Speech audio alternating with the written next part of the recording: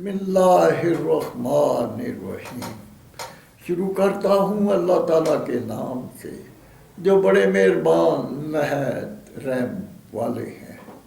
مذہب کش مغربی جمہوریت کا نظام حکومت اور اس کا نظام عدل قرآن حکیم کے آئین، نظریات، تعلیمات، اخلاقیات کا کینسر ہے۔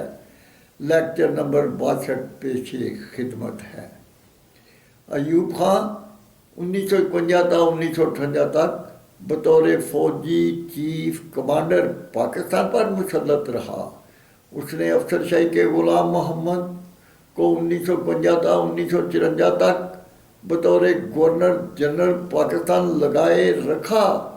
ایوب خان اور سکندر مرزا نے غلام محمد سے بالجبر استعفیٰ لیا، لندن بھیج دیا۔ اس کے بعد ایوب خان نے فوج شاہی کے سکندر مرزا کو 1954 تا 1958 تک پاکستان کا گورنر جنرل بنائے رکھا۔ ان کے ذریعے وزیر اعظم لیاقت علی خان کو قتل، 6 وزیر اعظم کو حکومتی ایوانوں سے باہر پھینک دیا۔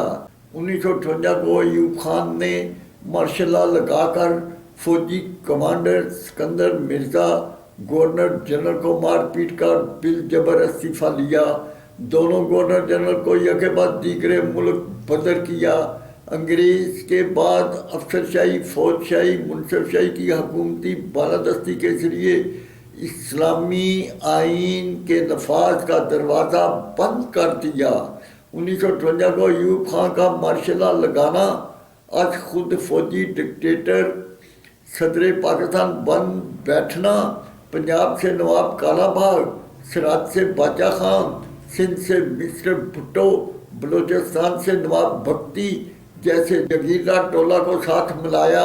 1970 تک فوجی گن پوائنٹ پر پاکستان پر قرآن حکیم کے آئین، نظریات، تعلیمات کے خلاف مغربی جمہوریت کے کفر کے نظام حکومت کی حکمرانی جاری رکھنا۔ کیا پاکستان فوجی ڈکٹیٹر ایوب خان، افسر شاہی کے غلام محمد، فوج شاہی کے سکندر مرزا، چیف جسٹس منیر اور اس کے جگیردار ٹولہ کے لیے حاصل کیا تھا؟ جب عوام اس کے ظلم و جبر کے خلاف اٹھ کھڑے ہوئے تو جان بچانے کے لیے حکومت دوسرے فوجی ڈکٹیٹر یہاں کے سپرد کر دی۔ اس نے الیکشن کرائے۔ مشرقی پاکستان کے مجیب الرحمان کے اسمبلی ممبران کی تعداد مسٹر بھٹو سے زیادہ تھی۔ حکومت بنانا اس کا حق تھا جو نہ دیا۔ مشرقی پاکستان کے عوام نے احتجاج کیا۔ انہوں نے احتجاج کو بغاوت کا نام دے کر مشرقی پاکستان پر فوج کشی کا حکم دے دیا۔ 4000 فوجی سپاہ اور 34,000 بنگالیوں کا قتال ہوا۔ انڈیا نے مداخلت کی۔ ان کے حکم کے تحت 90,000 فوجی سپاہ نے ہتھیار ڈال دیے، ملک دو لخت کر دیا، پاکستان کی 1 یونٹ کو توڑا۔ 4 صوبائی وفاق سینٹ کے حکومتی ایوانوں پر جگیردار ٹولہ شاہی طبقہ کو حکومتی اداروں سے نوازا۔ عوام الناس کے گھر ماتم زدہ بن گئے۔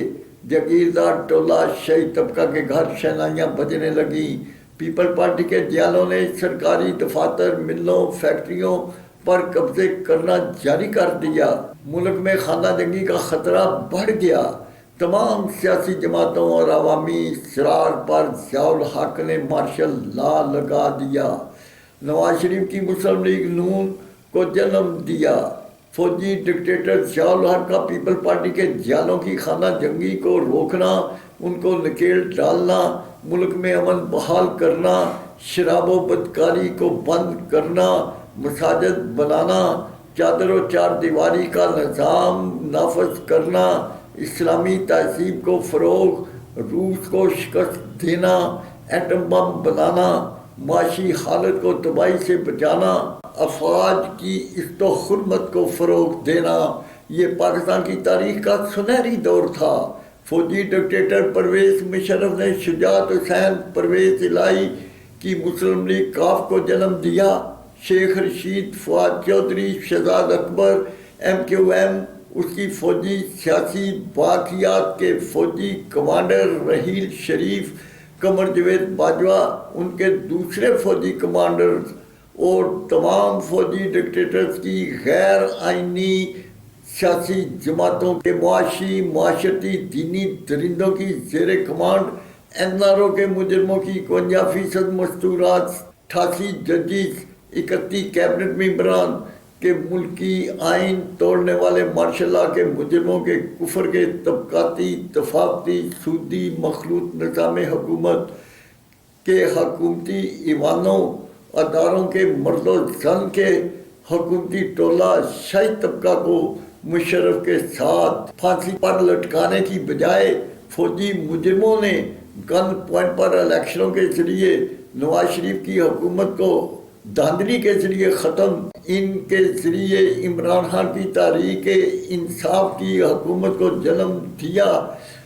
2011 تا 2018 تک عمران خان نے پاکستان میں جلسے، جلوسوں، ہڑتالوں سے سڑکیں بند، کاروبار بند، عوام کا معاشی قتال کرنا جاری رکھا۔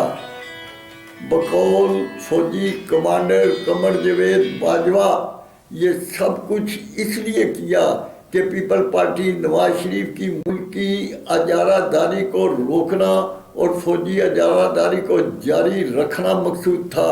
اس لیے انہوں نے ہی پرویز مشرف کے کفر کے مجرمانہ نظام حکومت، این آر او، 51% مستورات کے فوجی سیاسی حکومتی ٹولہ شاہی طبقہ کی مستورات کو فوجی گیٹ نمبر 4 کے مسلم لیگ کاف کے شیخ رشید، فواد چودھری، شہزاد اکبر چودھری، پرویز الہی کی اولادوں کے مجرموں رحیل شریف، قمر جاوید باجوہ، ان کی فوجی باقیات کے کفر کے این آر او، 51% مستورات کے مخلوط نظام حکومت کے معاشی، معاشرتی، دینی قاتلوں کے مجرموں کو عمران خان کی حکومت کا حصہ بنایا۔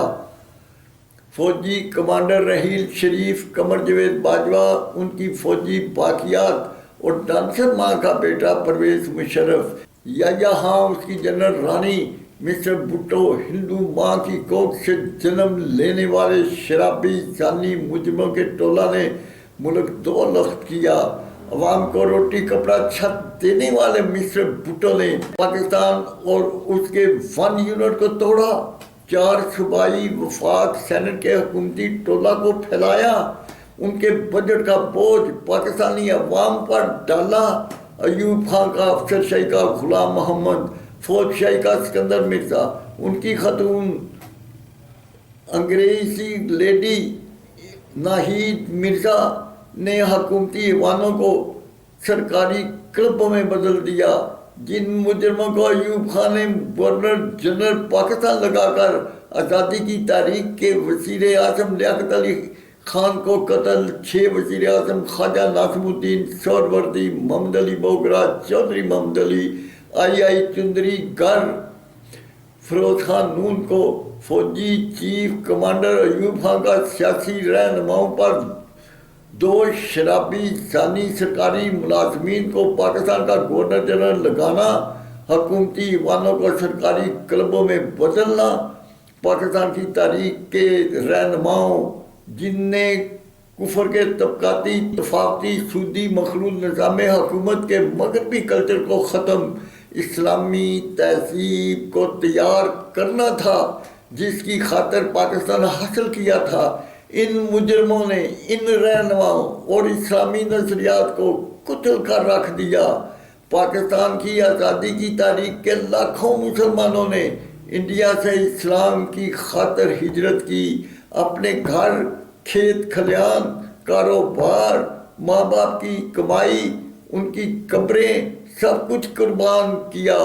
راستے میں ہندو سکھوں کے گنڈوں نے 3-4 لاکھ بچے، بوڑھوں، جوانوں کا قتال، ان کا پاکیزہ طیب خون، 2-3 لاکھ ماؤں، بہنوں، بیٹیوں کو ہندو سکھوں کے گنڈوں کا یرغمال بنانا، ان کے جسموں کو نوچنا، ان سے زبردستی اولادیں پیدا کرنا، ان کی بے بسی کی فریادیں، بھیانک اذیتیں، ان کی آہیں، سسکیاں پاکستان کی بنیادوں میں دفن، فضاؤں میں سراپا سوال بنی کھڑی ہے۔ فوجی چیف کمانڈر ایوب خان کا، افسر شاہی کا غلام محمد، فوج شاہی کا سکندر مرزا، گورنر جنرل پاکستان، ان کا منصف شاہی کا چیف جسٹس منیر، یہ ملکی ملی مجرم ہیں۔ نہریں، سڑکیں، ڈیم مزدور تعمیر کریں، 1,20,00,000 ایکڑ زمین شرابی زانی کمشنروں، ججوں، جرنیلوں میں تقسیم کرنا، 70% کسان، 29% مزدور کو بھوک، ننگ، غربت، تنگ دستی، بے روزگاری کی تتا میں جھونکے رکھنا، ان کو تعلیم، بیماری، علاج، معالجہ، ضروریات حیات، سرکاری اعلیٰ عہدوں، ان کی افادیت سے محروم کرنا، ان کو معاشی، معاشرتی، دینی قتال کی اذیتوں سے سسک کر مرنے پر مجبور کرنا۔ چوتھا، فوجی ڈکٹیٹر ڈانسر ماں کا بیٹا پرویز مشرف، جس نے پاکستان کو امریکہ، اس کے اتحادی ممالک کی عالمی فوجی چھونی بنانا، افغانستان کے 6-7 لاکھ افغانیوں کا قتال، 3-4 لاکھ کو معذور بنانا، 80-90 ہزار پاکستانیوں کا قتال کرنا، پاکستان سے ملکی غیر ملکی تاجر اپنا سرمایہ لے کر دوسرے ممالک کو چلے گئے، ملکی تجارت، صنعتی ترقی کو مفلوج بنانا، پاکستان کا معاشی قتال جاری رکھنا، اس جنگ کا تاوان امریکہ کو ادا کرنا تھا، جو نہ کسی نے مانگا نہ اس نے دیا۔ ملک پر IMF کے قرضے بڑھتے گئے، ملک کو دیوالیہ بنا دیا۔ فوجی ڈکٹیٹر ایوب خان کا ملکی 12% یعنی 1,20,00,000 ایکڑ زمین، جو ججوں، جرنیلوں، کمشنروں اور ملک کی 64% زمین جو انگریز کے جگیردار ٹولہ ان کے شاہی طبقہ کے پاس ہے، جس کو واپس لینا، کسانوں میں تقسیم کرنا، یحییٰ خان مصر بھٹو کی 4 صوبائی وفاق سینٹ کے حکومتی ایوانوں اور اداروں کو ختم کرنا، 1 یونٹ کو بحال کرنا، مشرف کا NRO حقوق نسواں کی 51% مستورات کے قوانین کو ختم، ان کے اخراجات کا بجٹ بچانا، پاکستان کو IMF کی گرفت سے نجات اور پاکستان کو رائج الوقت طبقاتی، طفالتی، سودی، مخلوط کفر کے نظام حکومت سے نجات دلانا، پاکستان میں قرآن حکیم کے آئین، نظریات، تعلیمات کے مطابق اعتدال و مساوات،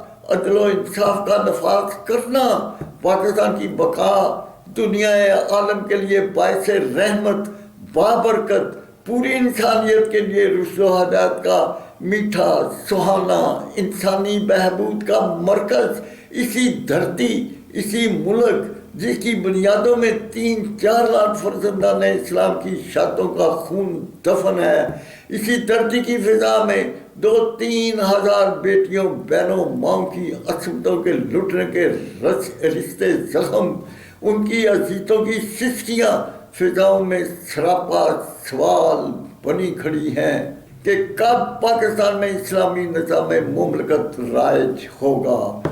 یا اللہ، پاکستان کو سردار انبیاء صلی اللہ علیہ وسلم کے شہر مدینہ جیسی ریاست بنانے کی ہمارے حکمرانوں کو توفیق عطا فرما، آمین ثم آمین۔